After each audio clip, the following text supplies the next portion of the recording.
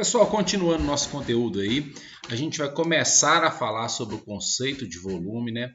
A ideia de volume, né? A gente pode definir volume como o espaço ocupado por um corpo, né? Ou a capacidade que ele tem de comportar alguma substância, né? Então, por exemplo, aqui, ó, se a gente imaginar essas figuras geométricas aqui, o cilindro, a esfera, a pirâmide, o cone, o cubo. Falar de volume seria pensar a capacidade que cada um desses recipientes ou cada uma dessas figuras geométricas tem, né, para comportar alguma substância. Vamos pensar em água. Quanto de água que cabe dentro desse cilindro? Isso é o volume dele. Quanto de água que cabe dentro dessa esfera? Isso é o volume dela, né? E assim por diante. Então, o volume ele é a capacidade, né, que esse sólido geométrico tem de comportar alguma substância, né? Então, isso é a ideia de volume, beleza? A gente vai começar a falar sobre o paralelepípedo, né? O paralelepípedo é esse tipo de figura. A gente tem dois tipos de paralelepípedo, paralelepípedo reto e paralelepípedo oblíquo. Qual que é a diferença entre os dois? Ó, o paralelepípedo é essa figura aqui. Ó. Ele vai ter aqui embaixo um retângulo e aqui em cima um retângulo. Então ele tem as duas bases, a base inferior e a base superior, sendo retângulos idênticos, certo? Aqui é a mesma coisa, ó, a base superior e a base inferior, né, são retângulos idênticos, certo? A diferença é que no paralelepípedo reto, essa base inferior e essa base superior, elas estão na mesma posição. Então, essas arestas laterais aqui, elas são arestas que formam ângulos de 90 graus. A diferença é que no oblíquo eu tenho uma base inferior e uma base superior que não estão necessariamente uma em cima da outra. Então, quando eu ligo as arestas, eu formo um ângulo aqui que não é um ângulo de 90 graus. Né? Então, é como se tivesse meio tombado aí, certo? Então, a ideia do paralelepípedo é isso. O paralelepípedo é esse sólido que tem a base como sendo um retângulo, né? E a parte e a base superior aqui como outro retângulo idêntico ao de baixo. Então, você tem dois retângulos idênticos, né? Aqui embaixo e aqui em cima, ligado por essas linhas aqui que a gente chama de arestas. Se essas linhas formam ângulos de 90 graus, todas elas são perpendiculares, a gente fala paralelepípedo reto.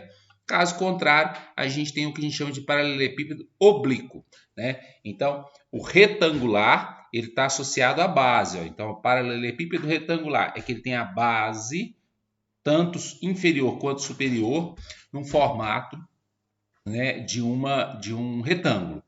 E o volume ele é dado pelo produto da área da base pela altura. Então você calcula a área dessa base e multiplica pela altura, que aí você tem a ideia de volume do paralelepípedo. Então vamos pensar aqui, ó. Suponhamos que as embalagens de presente de uma loja possuem formato de um paralelepípedo reto, certo? E aí está pedindo para determinar o volume dessa embalagem em milímetros cúbicos, né? Aqui é o seguinte, olha só, eu tenho aqui o paralelepípedo, então aqui embaixo eu tenho uma base que é um retângulo de 16 centímetros por 12 centímetros. Então se aqui embaixo é um retângulo de 16 por 12, aqui em cima também é um retângulo de 16 por 12. E a altura, ou seja, essa distância entre as duas bases é de 26 centímetros. Como se trata de um paralelepípedo, a área da base, ou seja, a área do retângulo, sempre vai ser multiplicar comprimento vezes largura, certo? Então a gente tem o seguinte, ó, área da base vezes altura. A área da base sempre vai ser comprimento vezes largura, vezes a altura, que nesse caso é 26. Quando eu faço essa multiplicação aqui, eu chego à resposta de 4.992. Só que observe o seguinte, as unidades de medida aqui são centímetros. Então, logo, isso aqui vai ser centímetro cúbico. Quando se trata de volume, a gente trabalha com a ideia do cúbico, né? Então, 4.992 centímetros cúbicos.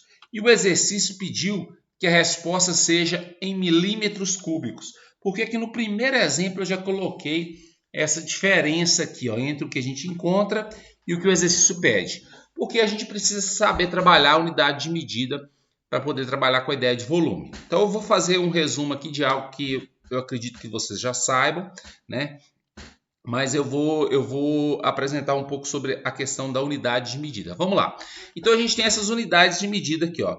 Milímetro, que é mm, centímetro, que é cm, decímetro, metro, né, decâmetro, hectômetro e quilômetro, certo? Então a gente tem essas unidades de medidas. Se a gente tiver que migrar de uma dessa aqui, de baixo para de cima, né? Se a gente tiver que migrar de uma da de baixo para de cima, a gente basta dividir por 10. Ou seja, por exemplo, se eu tiver 1000 metros, o metro está aqui, ó, o metro está aqui, e quiser passar para decâmetro, então se eu tiver que subir uma casa, eu divido por 10. Então, 1000 metros equivale a 100 decâmetros, certo? Então, dividir por 10 porque eu subi de metro para decâmetro. Se eu quiser subir de milímetro, que está aqui, para decímetro, que está aqui, ó. Então, como eu vou ter que subir, ó, uma, duas casas, eu vou ter que dividir por 10 duas vezes, ou seja, eu vou ter que dividir por 100. Ou seja, 1 milímetro é igual a 0,01 decímetro. E assim por diante, né? Então, as unidades de medida, quando eu vou subindo com o valor, né, eu vou dividindo por 10 a cada uma das casas. Da mesma forma que se eu precisar descer, eu vou fazer o contrário, eu vou multiplicar por 10. Então, por exemplo, 1 metro equivale a 100 centímetros. A gente sabe disso. Por quê? Porque de metro para decímetro eu multiplico por 10, de decímetro para centímetro eu multiplico por 10. Ou seja, de metro para centímetro eu multiplico por 100. Por exemplo, ó, 1 quilômetro, a gente sabe que 1 quilômetro equivale a 1000 metros. Mas por quê? Porque para sair de quilômetro e chegar aí por metro, ó, eu tenho que descer 1, 2, 3. Ou seja, eu tenho que multiplicar por 10, por 10, por 10. Multiplicar por 10 3 vezes. Ou seja, multiplicar por 1000. Então, isso é importante a gente saber trabalhar, né? Além disso, quando se trata de volume, a resposta ela é sempre cúbica. Então, por exemplo, se as unidades de medida da sua figura são em metros, o seu volume vai ser dado em metro cúbico. Se as unidades de medida da sua figura são centímetro, a resposta vai ser em centímetro cúbico. E aí isso potencializa a mudança de unidade de medida. Ou seja, se eu tiver que subir uma de decímetro cúbico para metro cúbico, ao invés de multiplicar por 10, eu tenho que multiplicar por 10 ao cubo. Ó, dividir por 10 ao cubo, ou seja, dividir por 1000. Né? Então, por exemplo, 1 centímetro cúbico para 1 decímetro cúbico. Olha só, centímetro para decímetro é uma casa só. Então, como eu estou saindo de centímetro para decímetro, eu tenho que dividir. Mas como é cúbico, ao invés de dividir por 10, eu tenho que dividir por 10 ao cubo. Ou seja, dividir por 1000, certo? Então, é o cuidado que a gente tem que ter. Da mesma forma que se eu tiver que descer uma casa, trabalhando com a ideia de cúbico, eu multiplico por 1000. Né? Então, por exemplo, 1 metro cúbico para centímetro cúbico. Olha só, metro cúbico para centímetros cúbicos. Então, de metro cúbico para decímetro, eu multiplico por 1000. De decímetro para centímetro, eu multiplico por 1000 de novo. Ou seja, de metro para centímetro, eu vou multiplicar por 1 milhão.